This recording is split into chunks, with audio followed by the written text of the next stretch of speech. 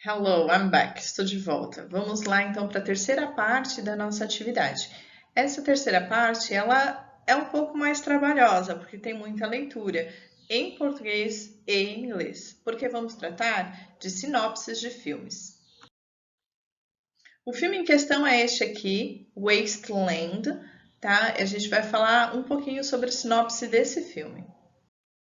Vamos começar então definindo o que é a sinopse. Então, de acordo, né, com o dicionário Cambridge, a sinopse ela é uma breve descrição do conteúdo de algo, como um filme ou um livro, tá? Então, sempre que a gente pega um livro, a parte de trás tá falando um pedacinho sobre o que é a história, ou filme, às vezes também, se a gente procurar sobre o filme na internet, ou pegar a caixinha do DVD do filme, geralmente ele tem um trechinho escrito falando sobre a história, né? E isso é a sinopse. É para despertar o interesse, a curiosidade das pessoas para ler aquele livro ou para assistir aquele filme, né? E quais tipos de informações é importante ter numa sinopse? Então, olha lá. Primeiro que o texto ele tem que estar claro, né, sobre o assunto do filme. Ele tem que falar também quem são os personagens, onde a história se passa, e o porquê que é importante contar essa história. Qual é o objetivo dessa história, né? O que essa história vai trazer de novo, né? Não precisa especificar, né? Como o filme que é feito, nem trazer detalhes. Não, a gente não está atrás de spoilers, né? Mas é interessante apontar essas questões na sinopse. Então, falando ali do nosso filme, né? Que a gente vai trabalhar, que é o Wasteland, a gente tem aqui o nome dele em português é Lixo Extraordinário.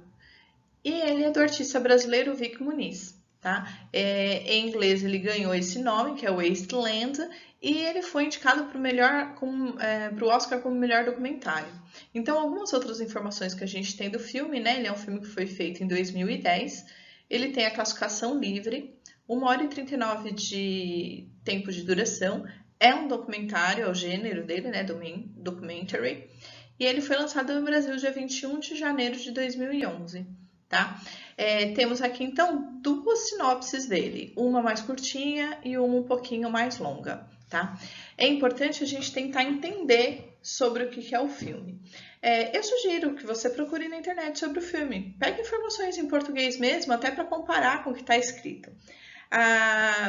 O que mais você pode fazer para tentar entender um texto em outra língua? A gente faz algo chamado leitura instrumental. E a leitura instrumental, ela não é só usada para textos em outras línguas. A gente pode usar ela para os textos em português também. Porque ela serve para a gente procurar informações no texto, informações específicas num texto. Tá? Então, quando a gente está lendo um texto em outra língua, não só no inglês, qualquer outra língua, a gente tem que procurar três dicas para a gente poder entender pelo menos o contexto sobre o que o texto trata. Primeiro, a gente precisa ver se a gente tem palavras conhecidas no texto. E geralmente tem muita palavra que a gente conhece em inglês e a gente não se toca que a gente conhece ela. Quando a gente olha procurando essas palavras, a gente acha diversas. Não adianta falar assim, eu não conheço nada, não sei nada de inglês. Alguma coisa você sabe, alguma palavra ou outra você vai saber o significado dela, tá?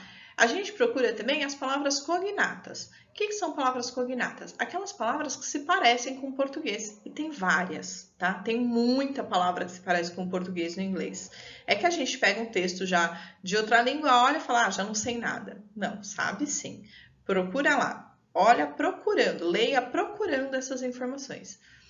E a gente também fala de palavras-chave.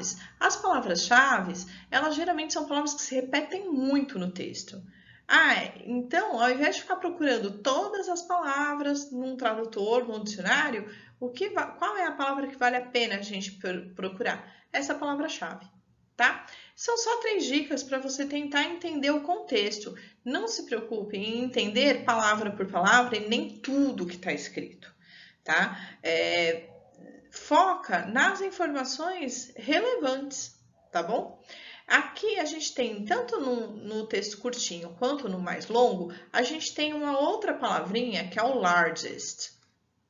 Ela está marcada aqui. O que é esse largest? Por que ela está marcada em vermelho?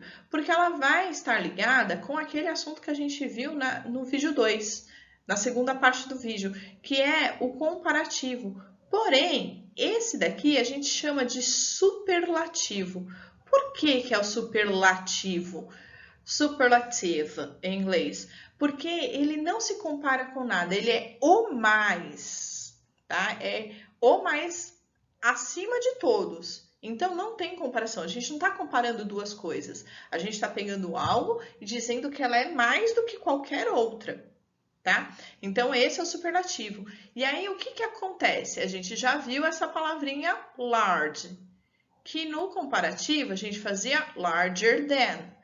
Quando a gente fala do superlativo, ela vai ganhar esse final, EST. Então, ela vai virar largest. Então, largest quer dizer que ele é o maior. Aqui, né? The world's largest. Então, o maior do mundo, tá? Então, nada se compara a ele. Ele está acima de todos. Então, é isso que quer dizer o largest, tá? Presta atenção nessa explicação, que você vai precisar disso nos exercícios, tá? Então, é isso. Ele quer dizer que é o maior. Não tem comparação com mais nada.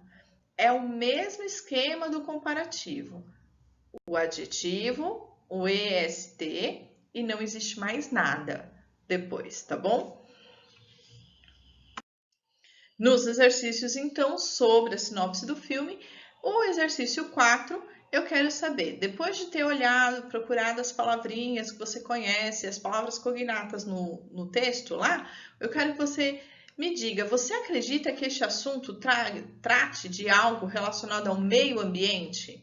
Por quê?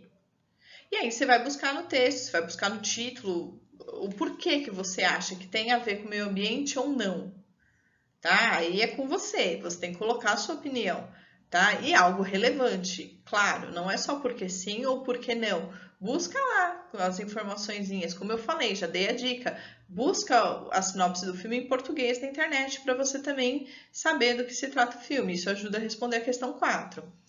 A questão 5 tá falando do largest. Então, olha lá, ó. Na sinopse, há uma palavra em destaque que também corresponde a um outro tipo de comparativo, este chamado de superlative.